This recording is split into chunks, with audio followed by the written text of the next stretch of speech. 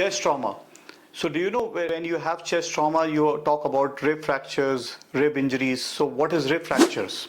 So we're going to talk about rib fractures and what is rib fractures, how do we evaluate rib fractures, and what do you do in this?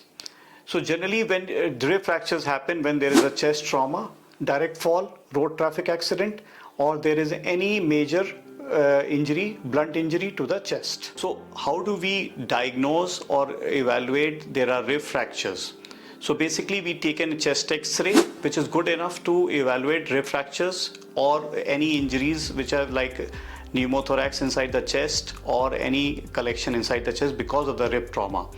But the best modality is CT scan with 3D reconstruction of the chest wall, which helps us to evaluate all the displaced fractures, and we can see how the ribs are displaced or just fractured and they are within their positions. So what are the symptoms of the rib fractures? Generally the patient has a lot of chest pain and that pain is very grievous. So what we have to do is we have to treat the pain, and generally we can treat the pain conservatively by medical management. We need adequate analgesia and sometimes you need to give some supports.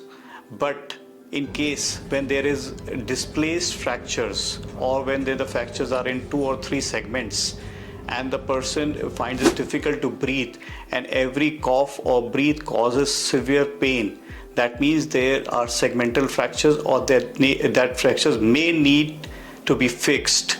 So generally all the fractures don't need to be fixed, only fractures which are multiple fractures or displaced need to be fixed surgically. Otherwise conservative management, which takes almost 4 to 6 weeks, can be managed very well at home with adequate analgesia and physiotherapy. Thank you.